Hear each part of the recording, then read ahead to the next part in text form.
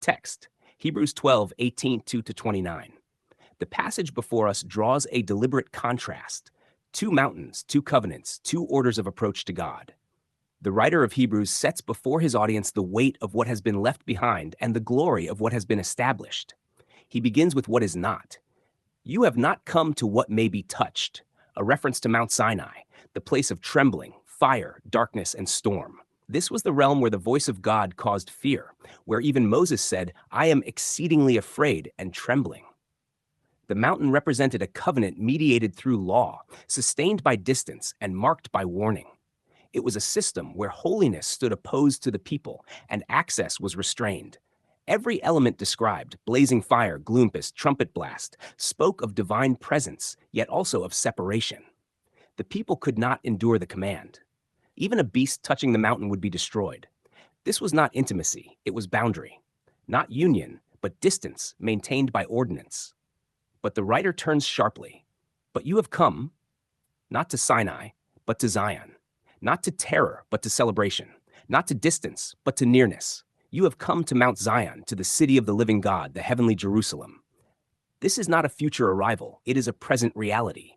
The language is not anticipatory, but declarative. The assembly described is not forming, it is already established.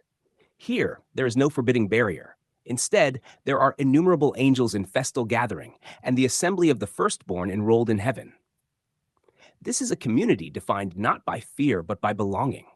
The firstborn language speaks of inheritance, those who share in what has been secured. At Sinai, the people stood at a distance. At Zion, they stand within the assembly.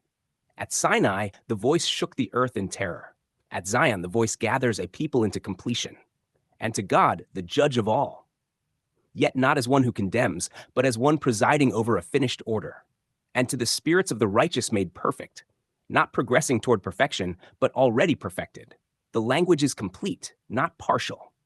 And to Jesus, the mediator of a new covenant. The contrast is unmistakable. The former covenant stood with Moses as mediator, marked by commandments inscribed externally. This new covenant stands with Jesus Christ as mediator, marked by fulfillment and internal reality. And to the sprinkled blood that speaks a better word than the blood of Abel. Abel's blood cried out for justice. This blood speaks not of vengeance, but of resolution. It does not call for reckoning, it declares it accomplished. The writer then warns, "See that you do not refuse him who is speaking." The voice that once shook the earth at Sinai now speaks from heaven, not in terror, but in finality. The former shaking was localized. The coming shaking would be comprehensive. Yet once more I will shake not only the earth, but also the heavens. This shaking is not random destruction, but purposeful removal. This phrase, "yet once more," indicates the removal of things that are shaken, that is, things that have been made, in order that the things that cannot be shaken may remain. What can be shaken is what belongs to the old order, the visible, the temporary, the constructed system of covenantal structures. What remains is what cannot be shaken, the reality established in Christ, the unmovable kingdom. The passage is not describing an ongoing instability, but a decisive transition. The removable has been removed. The unshakable remains. Therefore, let us be grateful for receiving a kingdom that cannot be shaken. This kingdom is not in process. It is received, not anticipated but possessed. It is unshakable because it is not built on the former order, but established in what has already been fulfilled. And thus let us offer to God acceptable worship with reverence and awe, for our God is a consuming fire. The same God who appeared as consuming fire at Sinai remains unchanged in his nature. But what is consumed has changed. The fire no longer threatens a people standing at a distance. It has consumed the former system that stood between God and his people.